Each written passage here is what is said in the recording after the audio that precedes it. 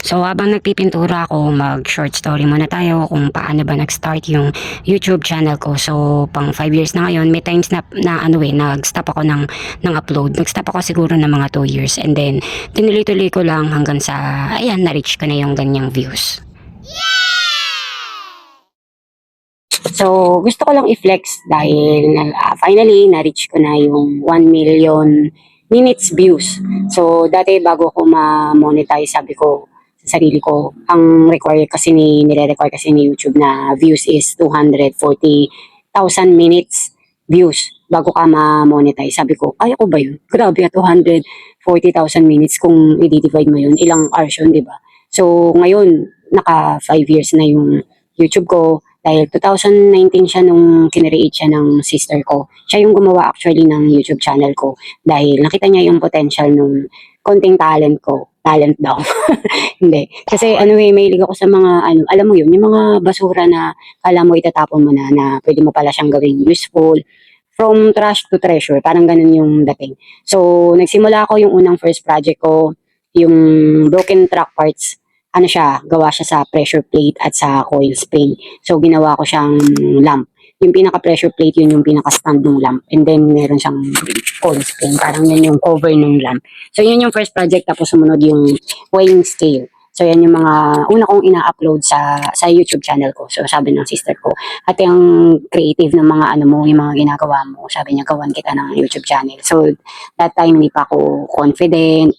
Tapos hindi ako marunong humarap sa video, yung magsalita, mag-explain. Kasi ako talaga madaldal na tao eh. Pero yun talaga yung hilig ko, kaya nakita niya yung potential. So gumawa nga siya ng channel. At dahil meron kaming hardware store, 13 years ago, meron kaming hardware store. Pero last year, nag-close na kami ng hardware. So, kinukontinue ko pa rin yung paggawa ko ng content. Dahil nga, naging passion ko na yung pag-share ng mga ideas. Dahil aside from sa mga ginagawa kong mga DIY, so nag-share din ako ng mga natutunan ko sa hardware namin, yung mga klase ng material. Dahil ako talaga as hardware owner, personally at very hands-on ako talaga yung humaharap sa customer at alam ko at familiar ako sa mga ginagamit na materials na mga binibili sa amin ng mga contractor. Dahil nga, may passion nga ako, di ba? Mahilig akong mag-DIY, mahilig akong mag-fix ng anything sa bahay, so yun.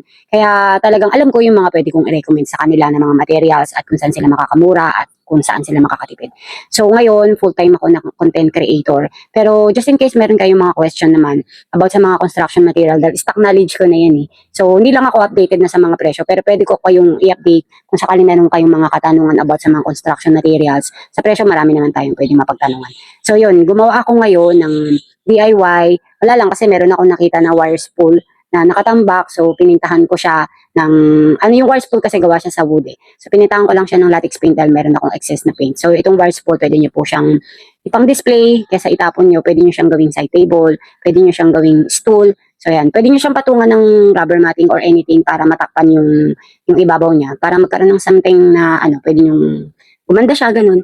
And then ito naman, itong frying pan, nakakita ko ng lumang frying pan, so naisip ko siyang gawing clock. O diba? Wala lang. Meron kasi ako yung spare na Boss ni spray paint. So yun, tapos bumili lang ako sa TikTok ng wall clock na nilalagay. Yan, diba? Pwede mo siyang gawing wall clock.